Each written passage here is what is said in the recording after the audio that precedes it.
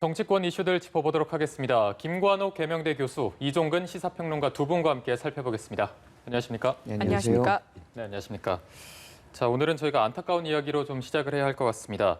박원순 서울시장의 갑작스러운 부고가 전해지면서 정치권 모두 좀 분위기가 좋지 않은데요. 여야 모두 오늘 정치 일정을 중단하고 고인을 추모하고 있습니다. 관련해서 먼저 각 당의 목소리를 듣고 대담을 이어가겠습니다. 시장님의 비통한 소식에 참담한 심정을 가눌 길이 없습니다.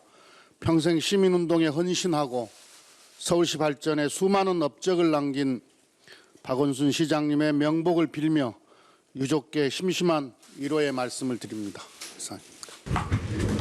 고 박원순 서울시장의 비극적 선택에 대해서 매우 안타깝게 생각을 합니다. 큰 슬픔에 잠겨 있을 유족들에게 깊은 위로의 말씀을 드립니다. 네, 박원순 서울시장 어제 연락이 끊겼고 결국 비극적인 소식이 전해졌습니다. 오늘 새벽까지 많은 분들이 이 소식을 접하고 계신데 청와대와 정치권 모두 좀 충격에 빠진 분위기죠?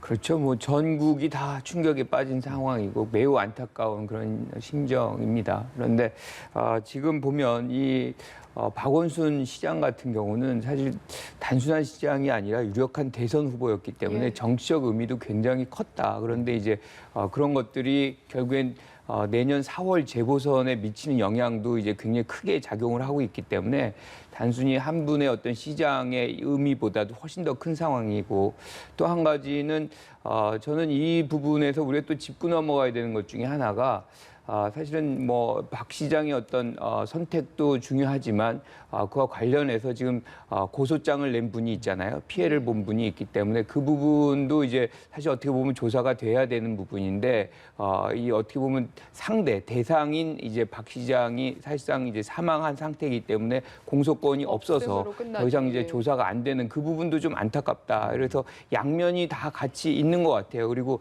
특히나 인권 변호사로서 평생을 헌신해 왔는데 이런 삼선의 어떤 서울시장 이후에 뭔가 큰 꿈을 꾸다가 이렇게 마무리를 못하고 간 부분은 매우 안타깝게 이렇게 생각이 듭니다. 네, 역시 일단 정치적 의미는 뭐 짚어주셨고 네네. 저는 이제 시민운동의 1세대 세대가 완전히 저문다 뭐 이런 느낌입니다. 그의 여러 가지 어떤 행적 중에서 사실 박원순 시장 그러면 우리나라의 시민운동을 새롭게 연 사람이고 스스로 별칭을 소셜 디자이너다라고 부르라고 이렇게 얘기했습니다. 즉 사회를 어떻게 만들어 나가느냐에 대해서 새롭게 내가 만드는 어떤 사람이라는 의미로 아마 썼던 것 같은데요. 참여연대라는 조직, 그러니까 시민운동으로서 우리나라의 하나의 상징적인 어떤 시민운동 단체를 만들고 그 이후에도 박원순 시장이 만든 모든 단체들은 우리나라에서는 처음 있는 일들이었습니다. 예를 들자면 리사이클링 운동을 한 아름다운 가게라든지 또는 기금 나눔 운동을 펼친 아름다운 재단이라든지 또 독립 싱크탱크의 역할을 했던 희망제작소라든지 이런 부분들은 그의 넘치는 아이디어 그리고 일을 열심히 하려는 정말 일벌레 같은 모습들, 그래서 그의 뜻과 꼭 일치하지 않는 다른 진영의 그런 정치인이나 혹은 시민운동가들도 그가 했던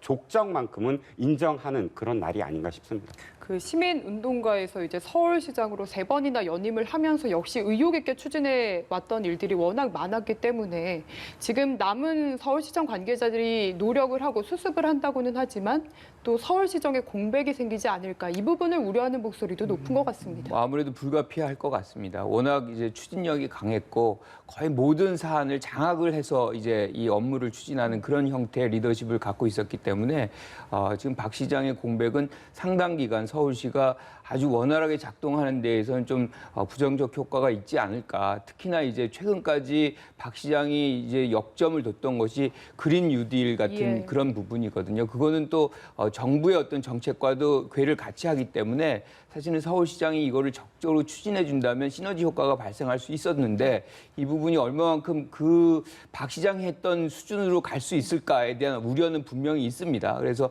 특히나 코로나19의 상황에서 뭐 방역 활동이라든가 이거 굉장히 적극적으로 했고 이재명 이제 지사와 더불어서 뭐 이런 부분들이 좀 주춤할 수 있다. 뭐 이런 우려가 분명히 있기 때문에 지금 뭐 서 대행이 이 부분을 적극적으로 보완하는 노력. 서울시가 조금 더 힘을 내줘야지 어제 이제 브리핑이 있었잖아요. 예. 시민들의 어떤 불안감을 좀 잠재우려고 하는 그런 얘기들이 분명히 있었는데 그걸 실질적인 어떤 행동으로 좀 서울시가 보여줘야 될 때다 이렇게 생각을 합니다. 네, 사실 이게 민주당으로서는 지금 부산에 이어서 서울도 어쨌든 공백 사태가 됐기 때문에 이 부분도 좀 부담으로 작용할 수 있을 것 같거든요. 네, 그렇습니다. 첫 번째는 바로 그 부산 시민과 서울 시민들에 대해서 민주당이 가져야 될 책임의식이라고 생각을 하거든요.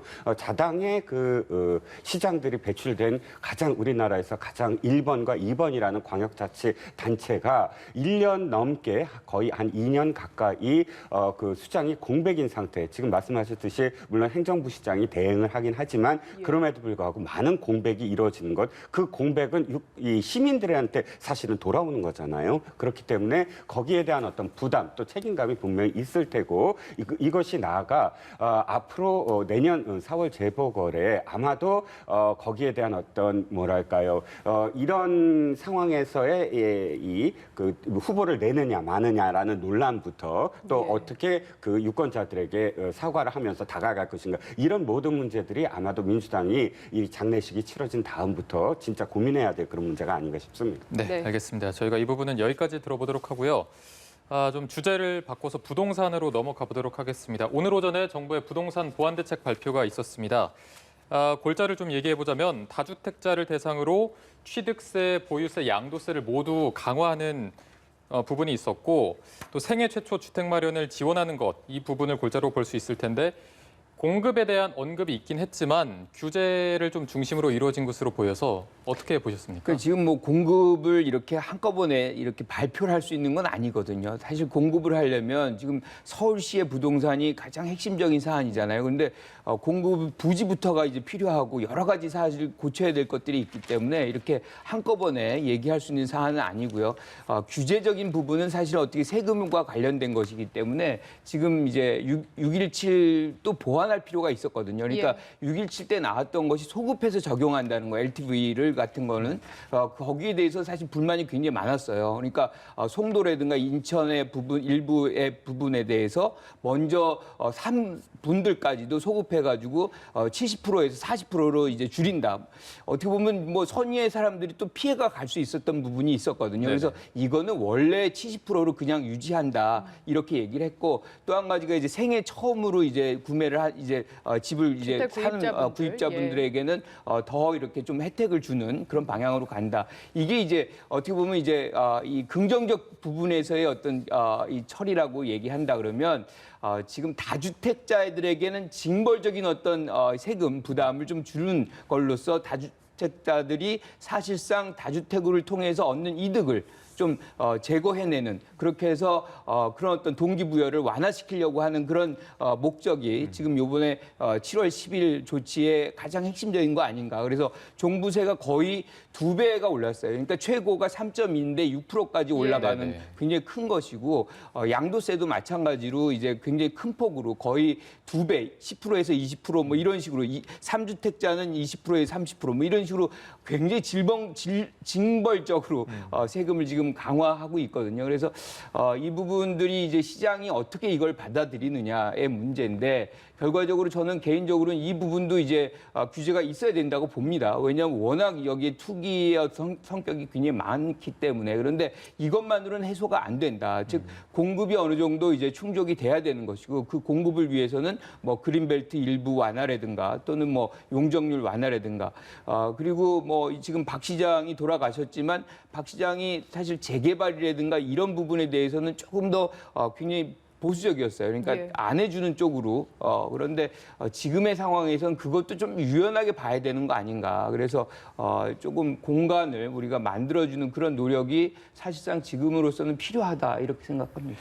이게 6.17 대책에 대한 뭔가 비판 여론이 워낙 거세다 보니까 후속 대책이 나온 건데 문제는 이미 국민들이 정부의 부동산 대책에 대한 뭔가 불신이라고 해야 될까요? 그런 게 워낙 높아서 이번 대책을 또 어떻게 받아들일지가 궁금합니다. 어떻게 보십니까? 네, 그렇습니다. 이제 21번이냐, 뭐 22번이냐 이 논의가 있는데, 자, 21번 동안 한 번도 기조를 바꾸지 않았어요. 21번에 담긴 그런 메시지, 시장에 대한 시그널은 좀 전에 교수님 말씀하셨듯이 명확합니다. 한 번도 그 일관되게 했어요. 다주택자들이 투기를 하면서 시장을 흐리고 있고 계속 이 시장가가 높아지는 것 때문에 그들을 잡으면 시장이 안정이 된다라는 것이 22번에 담긴 대책의 일관된 메시지입니다. 그런데 다시 물어보면, 다시 되물으면 21번에 걸쳐서 안 됐던 것이 22번째 시그널이 먹힐까요? 이미 그 시그널은 시장에서는 이제 2년만 버티면 돼. 뭐 이런 시그널로 정반대로 돌아가고 있거든요. 시장에 부동산 관련 책과 관련된 지금 아까 데이터가 하나 나와 있습니다. 책과 관련된 서점 그 데이터 업체 A 업체가 지금 발표한 건데요. 경제지에 그 6.17 부동산 대책이 발표되자마자 부동산 관련 서적들이 21%나 판매가 떨어졌답니다. 그런데 일주일이 지나서 그 다음 주간에 봤더니 도리어 37%나 증가한 거예요. 6월 4주차부터 7월 지금 2주차가 된 때까지 계속 부동산 관련 책들이 베스트셀러 20위 안에 아주 상위권에 계속 올라간다는 겁니다. 무슨 말씀을 드리고 싶냐면 시장은 그걸 어떻게 받아들이냐면 6.17을 일주일 동안은 관망을 하다가 일주일이 딱 지나자마자 이거는 새로운 아파트를 사라는 신호다. 책 제목도 거의 그런 책들이 지금 유행을 한다는 거예요. 즉 시장이 그렇게 받아들인다는 건 시그널을 달리 줘야 한다라는 그런 뭔가 우리가 이 정책에 대한 어떤 전환을 하겠다라는 시그널을 해야 되는데 정책은 일관되게 한다 그러면 시장은 이미 그렇게 받아들이고 있는데 바뀌겠느냐라는 게 비판론자들의 이야기죠. 그러니까 결국에는 부동산 정책 기조 자체에 대한 생각을 바꿔야 될 수도 있다라는 말씀이신 것 같아요. 지금 이종근 평론가께서는 여기에 대해서 정치권도 여러 가지 생각들을 내놓고 있거든요. 직접 듣고 와서 마저 교수님 생각도 들어보도록 하겠습니다. 제가 분명히 얘기했지만 이게 뭐 사람을 바꾸는 문제가 핵심이 아니다. 그리고 뭐 물론 인사권자인 대통령께서 그 장관 교체를 포함한 여러 가지를 국면 전환 차원에서 고려할 수 있는 건 인사권자의 몫이긴 한데 지금 중요한 것은 부동산 정책에 대해서 국민적 실망이나 신뢰가 떨어져 있는 실망이 크고 신뢰가 떨어져 있는 거기 때문에 그 부분을 보완하는 게 핵심이라고 생각합니다. 지금 현재 수요와 공급, 시장의 기능을 복원되지 않는 예. 물리적인 방법, 법으로 모든 것을 해결하겠다고 하는 것은 지금까지 실패한 사례를 우리가 다 볼 수 있습니다. 네. 그래서 이 부동산 시장이라고 하는 것은 기본적으로 수요와 공급의 원리에 맞추면서 네. 여러 세금이라든가 여러 제도의 틀을 좀 더 강화한다고 하는 것은 보조적 수단이지 네. 근원적 수단이 될 수가 없습니다. 네, 각 당의 입장을 듣고 오셨는데 일단은 뭐 야권에서는 정책 실패 책임을 묻고 있고 여권에서도 자성의 목소리가 나오고 있거든요. 아까 뭐 신뢰 문제해서 이 경제 라인을 바꾸는 문제가 이어질 수 있을 것 같은데 어떻게 보고 계십니까? 그 경제 라인 문제랑 이제 부동산 정책을 좀 달리해서 설명을 좀 드리면요.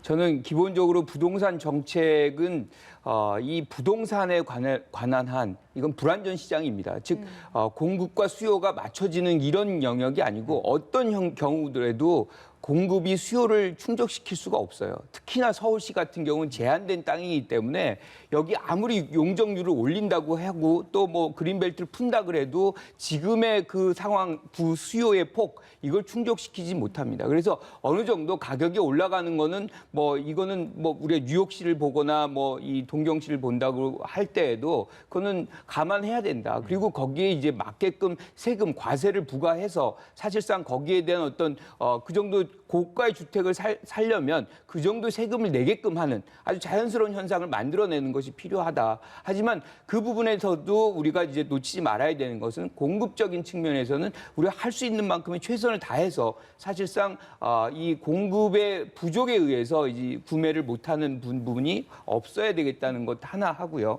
그 다음에 지금 라인업을 이제 얘기를 했는데 지금 우리가 이제 경제 부분 코로나19의 상황에서 어떻게 보면 이제 다른 국가들에 비해서는 한국 경제가 그나마 이제 조금 유지가 되는 그런 상황이었고 경제팀도 굉장히 선전을 했다. 뭐 우리가 이렇게 평가할 수는 있지만 지금 부동산 경우랑 이렇게 맞물려 가지고 사실은 어떻게 보면 거의 매우 지쳤다. 그리고 국민들도 새로운 어떤 힘의 원천을 얻고 싶은데 우리가 많은 경우에 그런 동력을 사실은 새로운 인물로서 이렇게 충족하는 경우가 있거든요. 그래서 저는 문재인 정부 2기라는 어떤 부분으로 규정을 하고 정책 기조도 좀 새롭게 만들고 거기에 따른 인물 구성도 좀 새롭게 할 필요가 있겠다. 이번에 이제 우리가 외교 안보 라인업을 이제 완전히 바꿨잖아요. 예. 이제 그런 거 이상으로 조금 혁신적인 어떤 아이디어를 갖고 제시하고 또 거기에 부합하는 인물들을 좀 제시할 필요가 있겠다. 이렇게 생각합니다. 그 김현미 국토부 장관 경질론에 대해서도 그럼 좀 찬성을 하시는 겁니까? 근데 이제 야당에서 이렇게 김현미 장관에 대한 경질을 얘기하는 거는 부동산 실패, 부동산 정책 실패를 사실은 낙인 찍기 위한 부분이거든요. 그러니까 인사를 통해서 실패한 것이 확실하다는 것을 프레임으로 구성하고자 하는 그런 목적에 있다. 그래서 정치적 성격이 너무 강하다. 그런 차원에서 아마 청와대에서도 지금 인사 생각이 없다라고 얘기를 하지만 오히려 인사를 하기를 원한다 그러면 야당이 그렇게 프레임을 구성하고 낙인을 찍어버리면 오히려 여권에서 할 수가 없어요. 조금 더 여유 있는 틀을 좀 만들어준다 그러면 전체적으로 이런 경제팀을 좀 구상을 해볼 수 있는 기회가 생기지 않을까 이렇게 생각합니다. 예. 그 점에 있어서는 제가 조금 생각이 다른데요. 예. 야당이, 그러니까 인사라는 건 한 박자가 빨라야 되는 것이죠. 즉, 야당이 물러나라 하기 전에 사실은 경질을 했다 그러면 야당은 그런 이슈가 사라지는 거예요. 그런데 현 정부의 인사가 언제나 사실 무소의 뿔처럼 그냥 직진만 해왔다는 겁니다. 지금 역대 정부의 장관 교체를 한번 보면 사실 이 문재인 정부의 장관 교체, 그러니까 어떤 뭐 개각 말고요. 부분적으로 뭐 책임을 물으면서 장관을 경질하는 것을 이렇게 보면 상당히 적어요. 예. 그리고 그것도 예를 들어서 다른 어떤 그런 뭐 이렇게 그 야당의 반발이나 또는 다른 진영의 반발보다 반박자 늦게 하거든요. 그러면 경질하고 싶어도 사실 교수님 말씀처럼 이게 내가 이슈를 그냥 끌려가는 것이기 때문에 또는 이런 어떤 그 과오에 대한 책임을 정부가 다 져야 되기 때문에 제대로 못하는, 그러니까 실기하는, 실제로 해야 되는데 실기하는 경우가 있거든요. 그렇기 때문에 사실 통일부 장관이나 또 통일부 장관은 물론 지금 교체를 했지만 국토부 장관은 사실 때가 조금 늦었다는 거예요. 야당에서 이렇게 아우성치기 전에 사실은 타이밍을 한번 바꾸고 모멘텀을 가져가면서 이 이슈, 전체적인 이슈를 다시 끌어가는 모양새가 아쉬웠다는 거죠. 그런 점에서는. 근데 네. 이제 부동산의 어떤 문제가 사실은 국토부 장관만의 책임이냐. 사실 그렇지 않은 측면도 꽤 많거든요. 무슨 얘기냐면 지금 코로나19로 어떤 투자처라든가 굉장히 그것이 없어요. 예. 뭐 많은 경제 활성화가 지금 안 되고 있잖아요.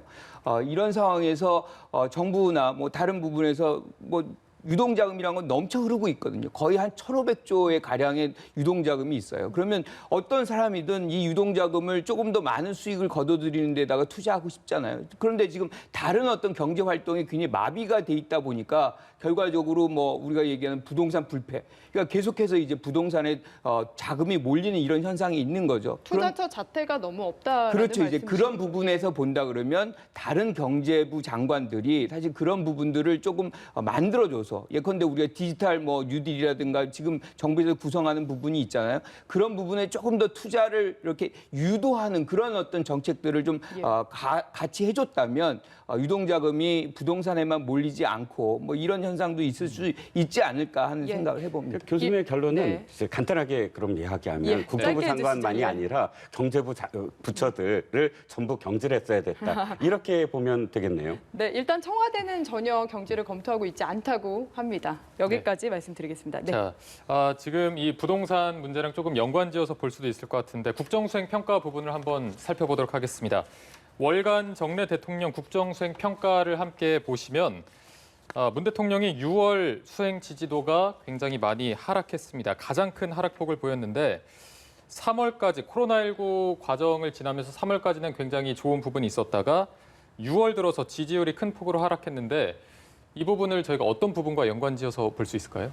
그러니까 지금 코로나19로 해서 사실상 어떻게 보면은 4.15 총선에 승리했다라고 볼 수 있는 거죠. 그런데 그 이후에 여러 가지 일들이 벌어졌어요. 특히나 이제 이 정부의 가장 강점이라고 할 수 있는 대북 문제가 상당히 이제 불안정해졌잖아요. 그러니까 네네. 과거의 어떤 남북 관계로 회귀되는 이런 상황이란 거는 불안정성을 매우 높여진 것이기 때문에 그 부분에서의 어떤 성과가 굉장히 빠졌다라고 얘기할 수 있는 것이고, 또 최근에 지금 우리가 조금 전에 얘기했던 그런 부동산 문제가 사실상 어떻게 보면 20, 30대 이렇게 주택을 사야 되는 사람들에게는 굉장한 뭐 우려, 그리고 이제 걱정거리로 지금 다가오고 있기 때문에 그런 부분에서도 이런 지지율이 좀 빠지는 그런 효과를 보였다고 얘기를 할 수 있고요. 그리고 인국공 문제라든가 윤미향 의원 문제 뭐 이렇게 좀 공정성과 관련된 부분에 대해서도 지금 지적이 많이 되고 있기 때문에 이런 전체적인 부분에서 어느 정도 지지율이 특히나 이제 중도층이라든가 유동성이 높은 그런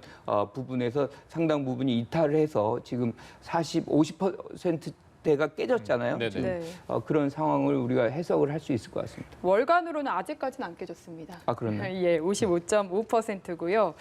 지금 말씀하신 요인들이 많이 보이는 게 실제로 18개 행정부처 대상으로 한 결과도 살펴보면은 보건복지부가 높은 점수를 받은 반면에 국토교통부의 순위가 굉장히 급락을 했습니다. 이게 부동산 정책 영향이 역시 큰 것 같다라는 생각이 드는데 좀 네. 어떻게 평가를 하시나요? 네, 그리고 통일부가 아마 꼴찌죠? 예, 통일부도 순위가 역시 굉장히 하위권이죠. 예. 자, 이 그래프를 뭐 갤럽이라든지 또 리얼미터 등 매주 한 번씩 하는 여론조사의 그래프를 6월달 그래프를 한번 보시면 6월 2주차에서 3주차가 가장 급격스럽게 오차범위 바깥으로 늘어납니다. 즉, 그 전까지는 1%포인트, 1%포인트 이런 식으로 내려가다가 약 한 3%, 5%포인트로 내려가거든요. 그때가 언제일까요? 6월 14일입니다. 6월 14일 김여정의 담화. 그때부터 결정적으로 큰 폭으로 내려갔다라고 볼 수가 있거든요. 즉, 통일 정책과 관련해서 대북 정책이 이 정부가 갖고 있는 레지티머시, 즉 정당성의 가장 큰 부분이고, 정착에서 두 가지가 필요하다고 그러죠. 한 정부가 계속 유지가 되려면 레지티머시와 그다음에 경제적 욕구.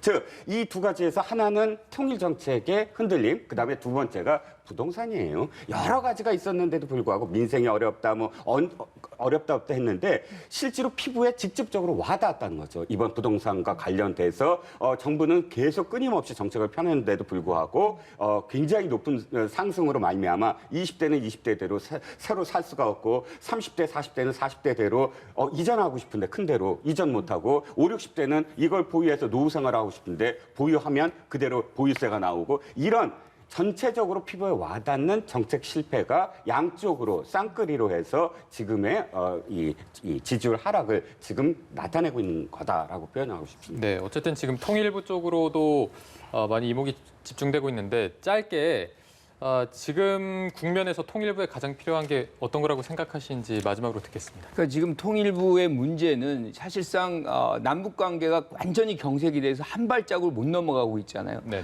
그것이 어떻게 보면 이제 북한의 어떤 도발하고도 이어지고 뭐 말을 통한 어떤 협박 뭐 이런 것들이 이어지면 국민들로서는 불안감이 커질 수밖에 없습니다. 그래서 이런 어떤 북한과의 대화 국면을 다시 조성하고 그거를 과거와는 좀 달리 조금 돌파하는, 그래서 실질적으로 뭔가 움직이는 모습을 좀 보여달라는 것이 국민의 얘기인 것 같아요. 그런데 끌려가는 게 아니라 그렇죠. 그런데 이제 사실 어떻게 보면 이게 남북 관계라는 거는 북미 협상과의 어떻게 연동이 돼 있죠. 어떻게 보면 이제 종속 변수는 아니지만 상당히 영향을 많이 받고 있는 것인데 북미 협상이 안 이루어지고 있다 보니까 남북 관계 문제도 사실은 굉장히 어렵게 가고 있는데 네. 조금 규제 이제 우리가 이제 유엔 제재를 받는 영역 바깥에서라도 조금 더 활발하게 남북 관계가 좀 전개될 필요가 있겠다 이렇게 생각합니다. 알겠습니다. 자, 오늘 말씀은 저희가 여기까지 듣도록 하겠습니다. 김관호 계명대 교수, 이종근 시사평론가 두 분과 함께했습니다. 고맙습니다. 잘 들었습니다.